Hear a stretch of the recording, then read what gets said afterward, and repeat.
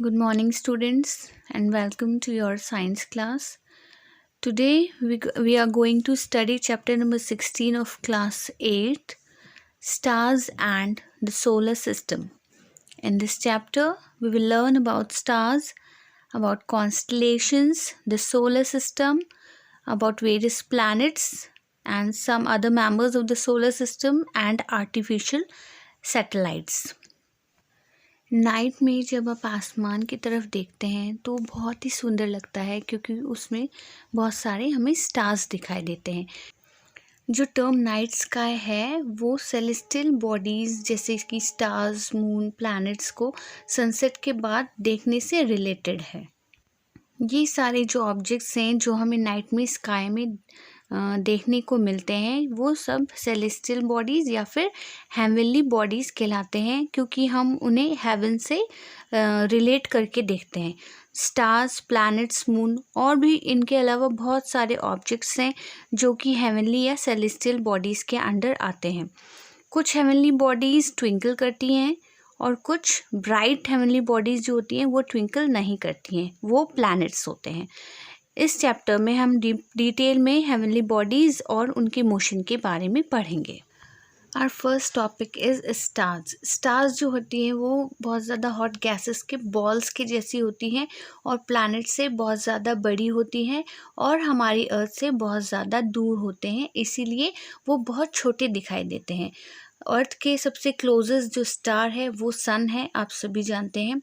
ये luminous sphere होता है प्लाज्मा का जो कि एक साथ हेल्ड होता है अपनी ही ग्रेविटी से।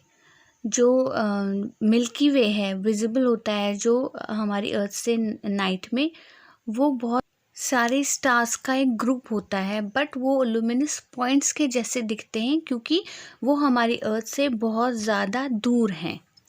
अर्थ से सन का जो डिस्टेंस है वो अप्रॉक्सीमेटली 150 मिलियन किलोमीटर है। अल्फा सेंचुरी जो कि नेक्स्ट नियरेस्ट स्टार है सन के बाद हमारी अर्थ से, उसका डिस्टेंस अप्रॉक्सीमेटली 40,000 बिलियन किलोमीटर है।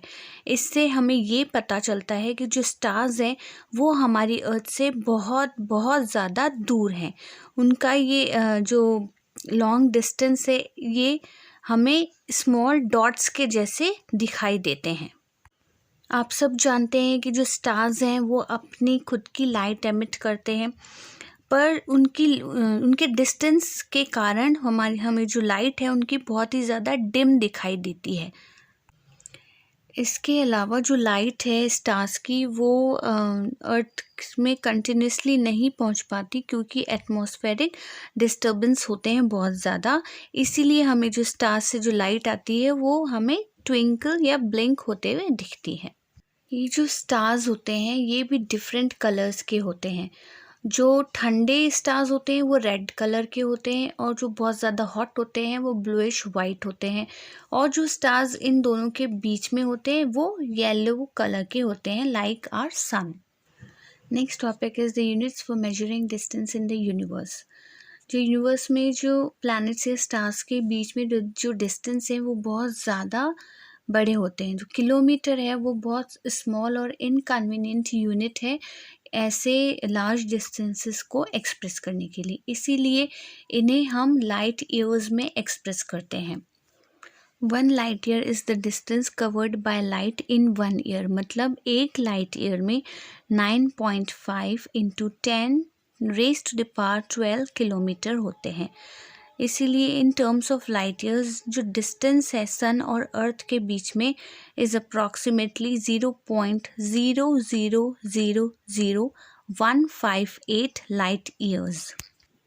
ऐसे ही अल्फा सेंचुरी जो कि नेक्स्ट नियरेस्ट स्टार है आफ्टर सन अर्थ से, उसके और अर्थ के बीच में अप्रॉक्सीमेटली 4.2 लाइट ईयर्स का डिस्टेंस होता है।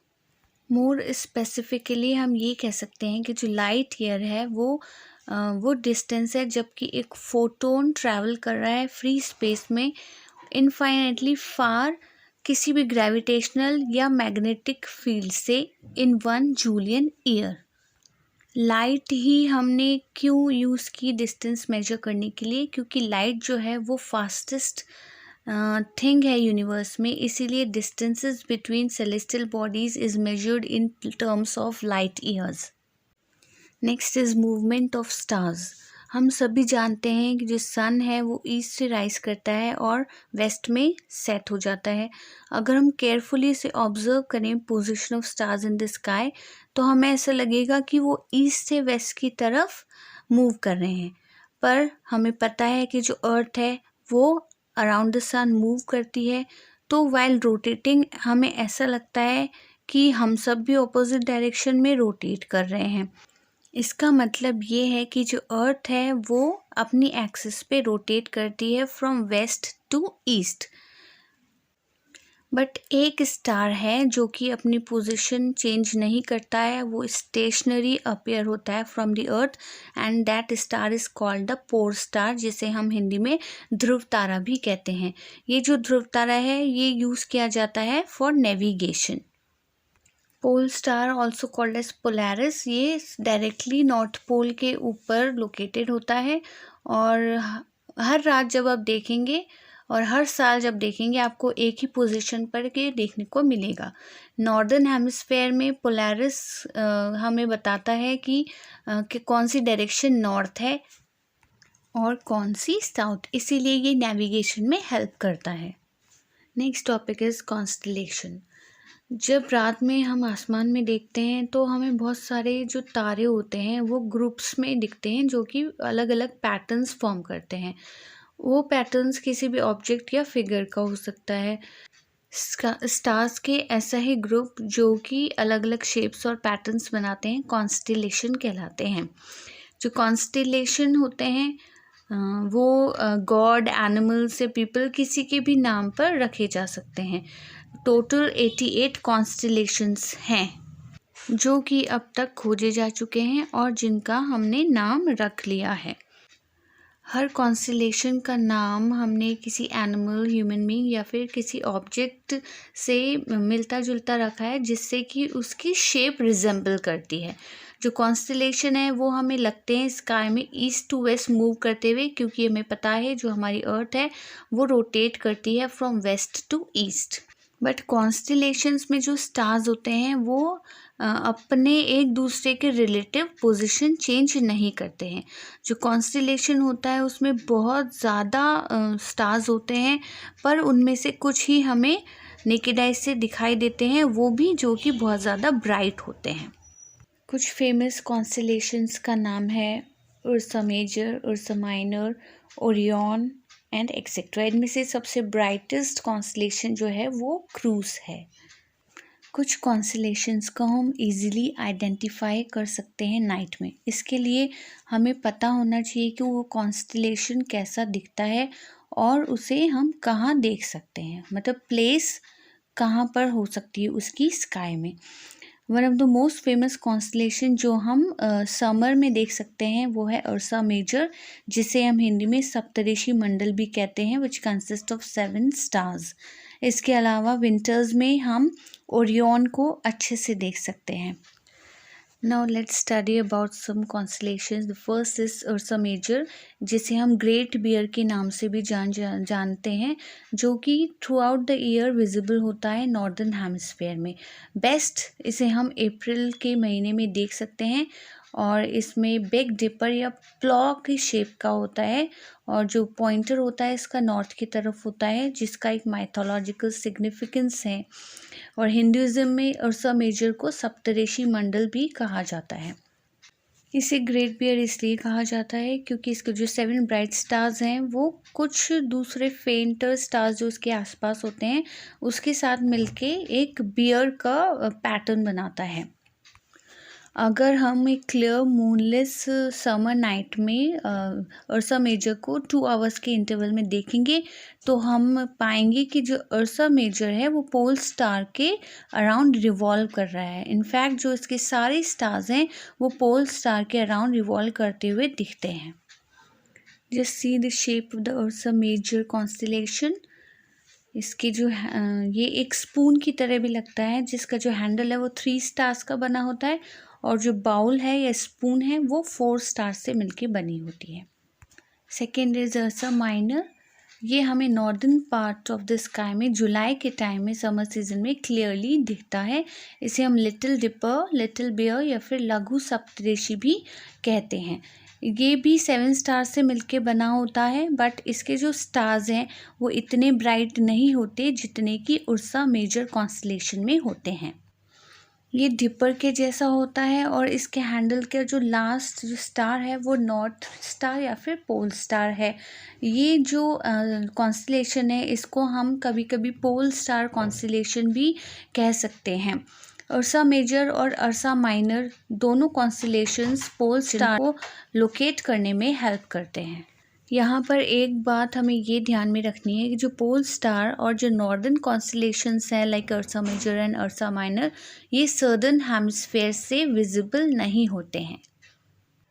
Next is Orion. ओरियन जिसे हम हंटर भी बोलते हैं, ये one of the most conspicuous और रिकग्नाइजेबल कॉन्स्टलेशंस है। इसको हंटर ग्रीक माइथोलॉजी में बोला जाता है और ये बहुत ही यूज़फुल कॉन्स्टलेशन है टू लोकेट अदर स्टार्स। जो बीच के 3 मिडिल स्टार्स होते हैं वो गर्डल या फिर बेल्ट बनाते हैं हंटर का। ये भी 7 से 8 स्टार्स का एक कॉन्स्टलेशन है। हंटर के हेड और लिम्स जो हैं वो दूसरे फेंट स्टार्स से मिलके बनते हैं। जो सीरियस है, जो सबसे ब्राइटेस्ट स्टार है नाइट स्काई में, वो इस कॉन्स्टलेशन के बहुत ही पास में होता है। देखिए इस डायग्राम में हम ओरियन द हंटर कॉन्स्टलेशन को आसानी से देख सकते हैं। जो बीच के 3 स्टार्स हैं वो ओरियन की बेल्ट है और जो बाकी स्टार्स और जो बाकी फेंटर स्टार्स हैं मिलके इसके हेड और लिम्स बनाते हैं। इसके बाद आता है कैसियोपिया। ये कॉन्स्टलेशन है जिसे हम नॉर्दर्न स्काई से के बहुत दूर से भी देख सकते हैं, ऑपोजिट द बिग डिपर। ये विंटर्स में दिखाई देता है और जो 5 मेजर स्टार्स हैं कैसियोपिया के वो रफली इन वो डिस्टॉर्टेड W या फिर M के जैसे दिखते हैं। बिगेस्ट स्टार है कैसियोपिया का अल्फा कैसियोपिया और इसमें टोटल 53 स्टार्स होते हैं। Next is Leo Major. Leo आप जानते हैं एक ज़ोडिएक साइन है जो कि लायन को रिप्रेजेंट करता है।